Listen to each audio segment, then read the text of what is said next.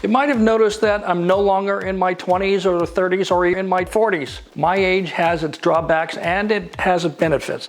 The benefits are that I have lived through a lot of stuff, a lot of history. As a kid, I was playing the first console video games. I lived through the time when America landed on the moon and we had the first generation of color TVs. I was a voracious reader all through my childhood. I read about going into space. I became an amateur World War II historian. The fact that my dad was born on Pearl Harbor Day, December 7th, 1941, this event piqued my interest in history. And I've been studying these topics since I was about 7 years old. Then, after I finished my schooling in the early 1990s, I landed a job at Northrop when I had the privilege to work on the B-2 bomber back when it was still a top secret. While I am not an expert in any particular physics, but I know enough to call out the fakeries. You have to understand that I'm not bothered by some exaggeration of the physics in these movies, but I feel that some of these stunts are just so ridiculous, it's an insult. Only children under 13 would believe any of this stuff.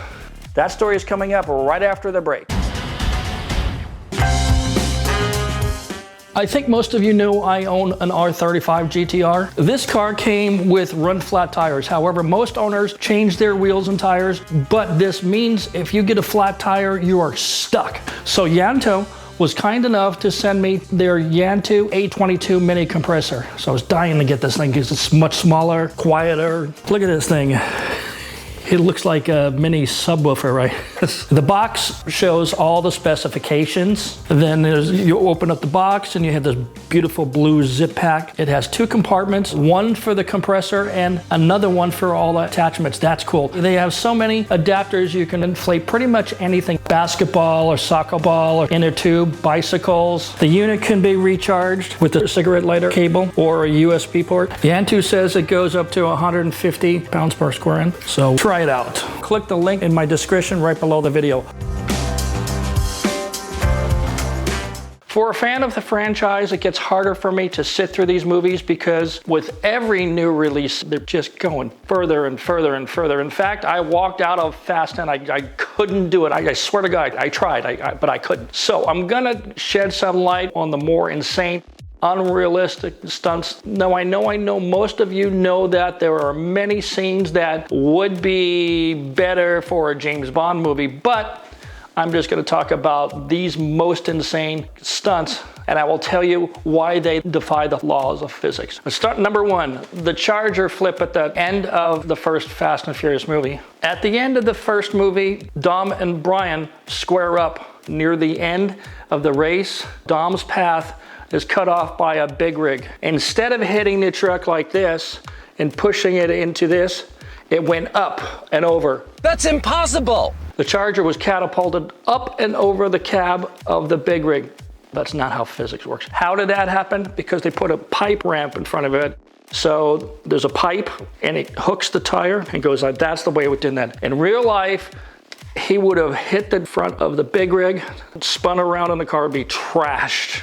So there's total BS. That's not the way physics works. And don't try to do it on the street, okay? I agree that the way that they showed it was more exciting, but it didn't follow the laws of physics. Still, it was fun to watch it. Number 2, the nitrous ejection seat in Too Fast, Too Furious. Fun gag, but not realistic. The thin lines used on a nitrous system could never move enough volume or pressure to push a car seat out of a door with a 200-pound passenger. It would require another type of propulsion, perhaps a pneumatic system, or maybe, no joke, actually rocket propulsion setup as they use in fighter jets. Number 3, Fast 6 Tyrese's jump from the tank in this movie. Remember that scene? First, the tank that they were using was an FV-4201 Chieftain British tank. That tank's top speed is about 30 miles per hour.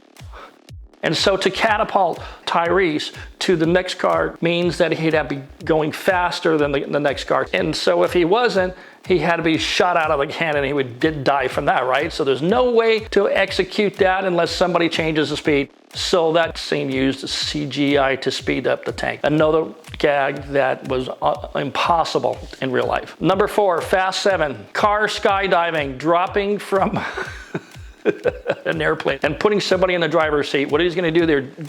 Steer it as it goes down? If you've ever seen how the military drop vehicles from cargo planes, you might have noticed that they don't just push a dude out in a car with the parachute on the roof of the car and push it out. Nope, that's not the way it works. The vehicle is strapped to a flat pallet and the parachutes are carefully placed to make sure that the car doesn't float down to the ground like a potato chip. That's not the way it works. But if you just do it with the parachute on the roof, that's what happens. It's gonna fall down like a Pringle chip and the guy's gonna die. So I wasn't sure about this one. When I first saw the scene, I said to myself, this wouldn't work. And so I called a friend of mine who was actually in the Air Force and he was a loadmaster, and we had a conversation. I told him my theory. He says, yeah, that's it. That's the way it is. That's what they do. They put it on a pallet and it floats down and lands low, and that's it. And if you were just doing it with the parachute on the roof, when the car hit the ground, it would roll over and the driver probably die anyway. He confirmed my suspicions, so I was all right. If they did it in real life,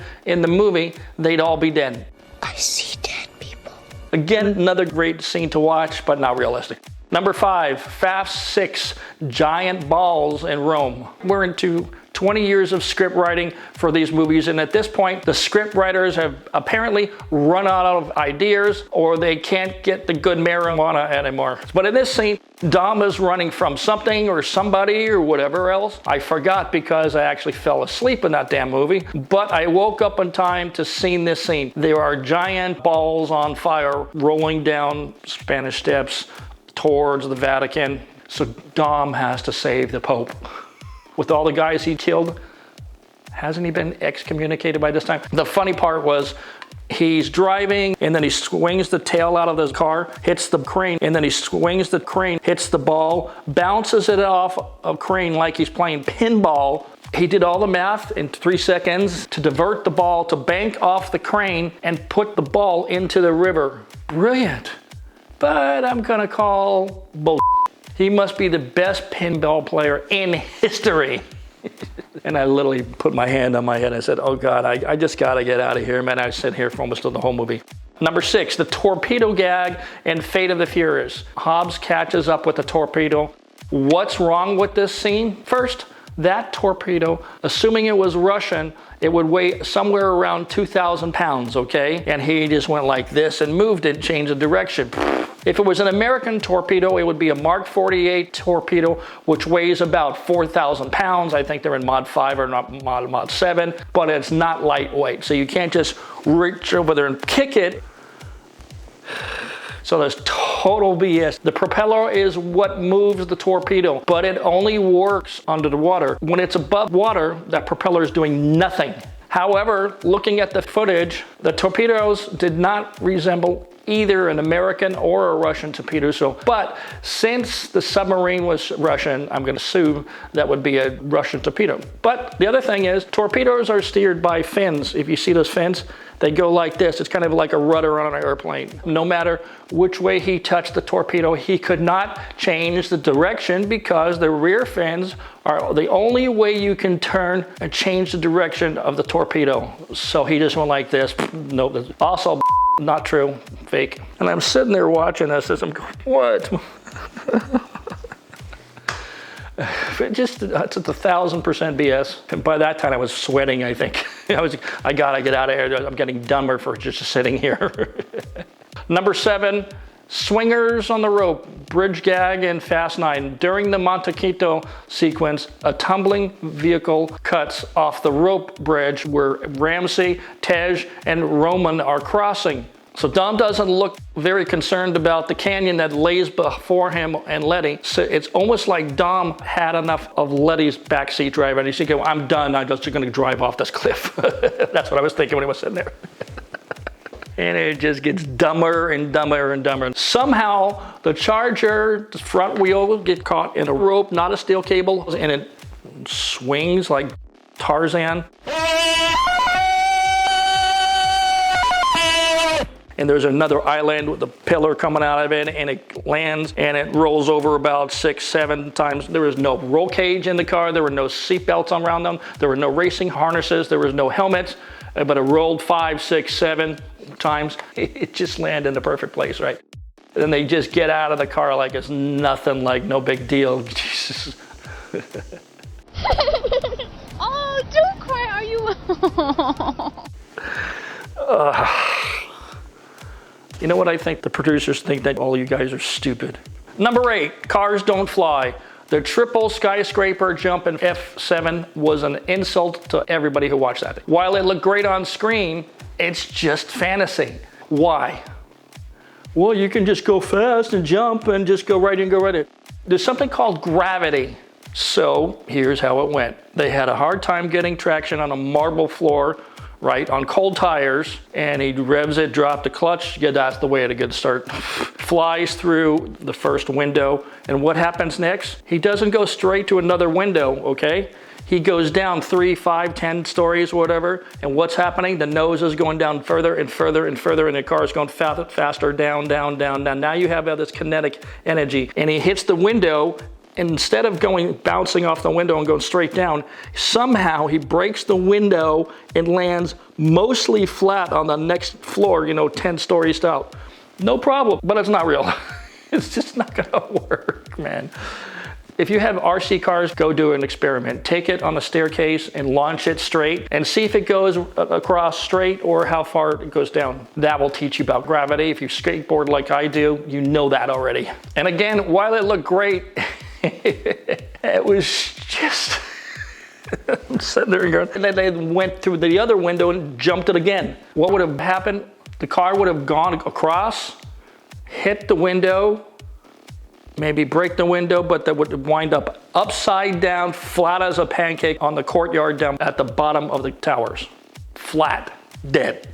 Number 9, Dom's leap to catch Letty in midair in Fast 6. The bad guy drives a tank through the front of an armored vehicle, then starts firing on Dom and his team and driving through civilian traffic on the freeway. Roman ends up on the front of the tank, but is saved by jumping onto Brian's car. We have the same thing we had with the other tank jack, but not before he ties his own Mustang to the tank with a cable. So this is when Tyrese jumps.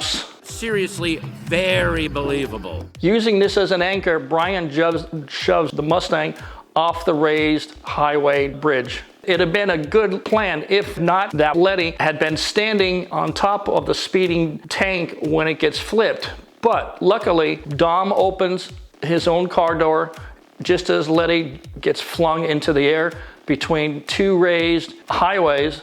Dom slams his own car into the barrier, flips through the sky, catches Letty, and lands on the hood of the car on the opposite road. What aim, Jesus. These guys must be on drugs or they have rocket packs in their butthole. Obviously written by 2 screenwriters who are over-medicating. Number 10, going into space in one of the worst cars ever built in American history. This has to be the most insane possible scene of the franchise. The launch of a car into orbit. I know plenty about this. First off, the Pontiac Fiero, made mostly with plastic, and what little metal it actually has would not be strong enough to endure the aerodynamic forces through the launch, even before they would ever reach orbit. Second, the spacesuits would leave both of those guys dead, not sick, dead. The spacesuits look like they were a hazmat suit that you get at Lowe's. That's not how spacesuits are made. Come on, guys, you're lazy now. Finally, there was no heat shield for re-entry through the atmosphere. So, all dead. All of these stunts were ridiculous, but admittedly fun to watch. But I was able to stop one stunt from happening. It happened in Too Fast, Too Furious. It was on page 104 of the script. This was part of the night scene near the bridges. Pierce was in his car. They go through a tunnel. One of the racers hits his car, flips it upside down, and then it sticks to the roof of a tunnel, and now he's driving with the top off, stuck to the roof of the tunnel like Men in Black, right? How is it staying there? It's got a big wing on the back so it gets downforce, so it could stick to the top. And I said to him, John, dude, come on, man. We got so much stuff going on here, and that's going to cost you a lot of money in CGI. And then the next time I saw the script, it was out of it. So you're welcome. It could have been worse. Anyway, don't listen to me. I'm old. If you're 13 to 21 years old, you probably love these movies. I don't blame you because they're a lot of fun. If I was your age, I would love it too. But just realize all those things are fake, and if you're going to try to emulate any of those stunts, please don't. Leave me a comment and tell you what you thought was the worst stunt in the franchise and tell me why. Thanks for watching, everybody. I'll see you in a few days.